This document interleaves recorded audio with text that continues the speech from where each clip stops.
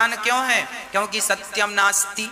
आज लोग सत्य से परहेज करते हैं, सत्य कोई बोलना नहीं चाहता। आज लोगों से कोई बात कही जाए तो वो तुरंत मैंट जाते हैं, मुकुर जाते हैं, साहब हमने ऐसा नहीं कहा, आपने ऐसा नहीं कहा। लोग आपकी बात को भी गलत साबित करने में लग जाए। आपने कहा कि ये सफेद है, आपने कहा ये सफेद है, ये वस्तु सफेद है, सामने वाला कहेगा साहब ये सफेद नहीं है।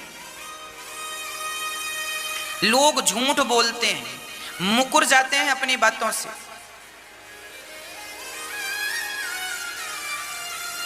क्यों? आज लोग सत्य नहीं बोलते। और जो व्यक्ति सत्य पर अडिग है, सत्य बोल दिया, जो साच सत्य बोलता है और सत्य का ही सदा पक्ष लेता है, वह व्यक्ति सुखी है।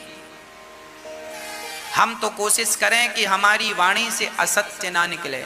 यदि झूठ बोलकर हमने 1,00,000 2 लाख कमा भी लिए तो 1,00,000 2 लाख तो महीने 2 महीने में समाप्त हो जाएंगे, पर जो तुमने 1,00,000 2 लाख के लिए झूठ बोला है वो महीने 2 महीने में समाप्त नहीं होगा। उस झूठ का फल तुम्हें भोगना ही पड़ेगा। ये आज का आदमी समझता नहीं है, आज का व्यक्ति समझता नहीं है। पता नहीं क्यों नहीं समझता। अधिक लोभ होने के कारण आदमी देख रहा है कि कैसी दुर्गति हो रही है, कैसी दुर्दशा हो रही है पाप करने के बाद, फिर भी लोगों की आंखें नहीं खुलती। सो क्या करें? इसलिए आप और हम देखें ना देखें, अरे दशरथ जी मर गए केवल सत्य के लिए ही तो मर गए। चाहते तो कह सकते ना, कैकई हमने तुम्हें, कैकई ने कहा था कि आपने हमें 2 वरदान देने को कहा था। दशरथ जी कह देते कि हमें याद नहीं है, हमने नहीं देना, तो कैकई क्या कर लेती? पर नहीं, प्राण जाए पर वचन न जाए। सत्य को जब आप बचाएंगे तो याद रखना सत्य भी आपको बचाएगा। और सत्य बोलकर मर जाना अच्छा है, झूठ बोलकर जिंदा रहना अच्छा नहीं है। सच बोलकर हार जाना अच्छा है, पर झूठ बोलकर जीतना अच्छा नहीं है। हमेशा सत्य के साथ रहो। कोशिश करो कि सत्य बोलेंगे आप। नारद जी कह रहे हैं इस कली काल में सत्यम नास्ति। सत्य का तो मानो नाश हो गया, अर्थात सत्य चला गया। आज लोग सत्य का ध्यान नहीं रखते, दया नहीं है।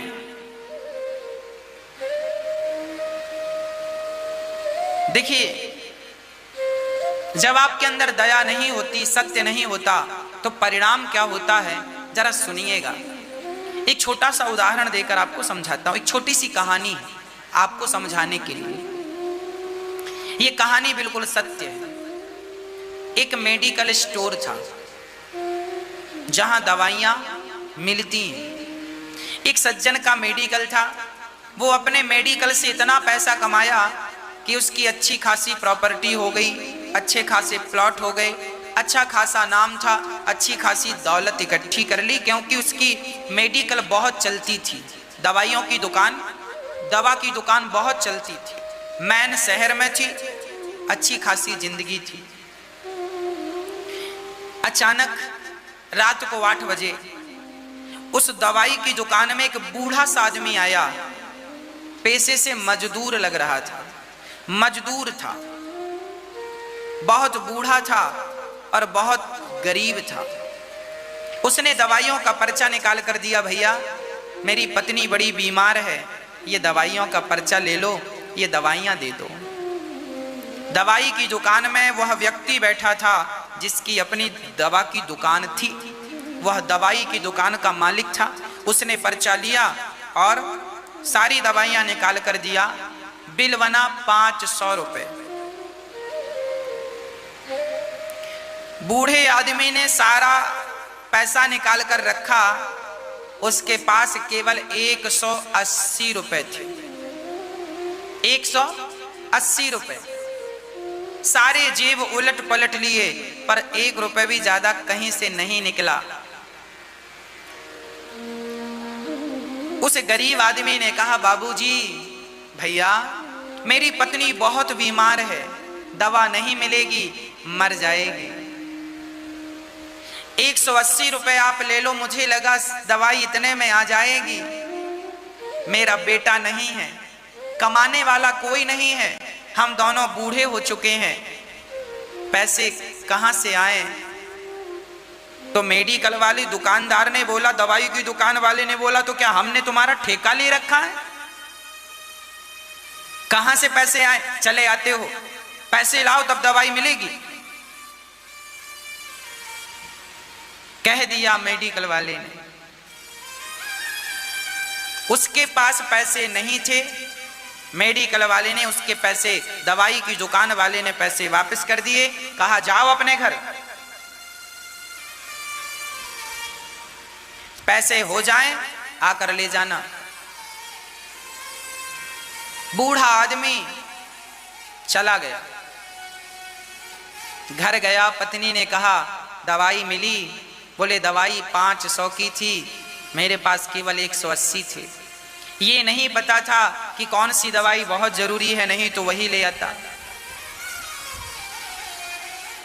दवाई के अभाव में उसकी पत्नी सचमुच गुजर गई, मर गई। जबकि वो जो मेडिकल दवाई की दुकान वाला व्यक्ति था, एक्चुअली वो दवाई की ओरिजिनल कीमत 130 रुपए थी।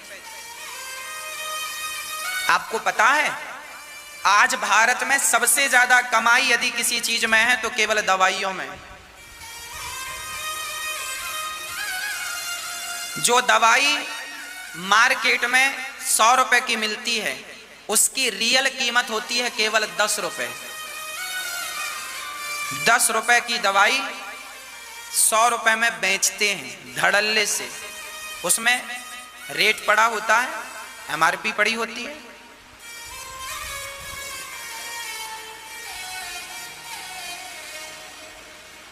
वो व्यक्ति चाहता तो उस गरीब आदमी की मदद कर सकता था, पर नहीं किया। पर देखिए समय ने जब करवट ली तो आगे भी सुनिए, बात पूरी नहीं हुई। दवाइयों की इतनी ज्यादा लोग समझते हैं, पर क्या करें। 500 रुपए का इंजेक्शन 5-5 हजार में भी मिलता है। 500 रुपए का इंजेक्शन।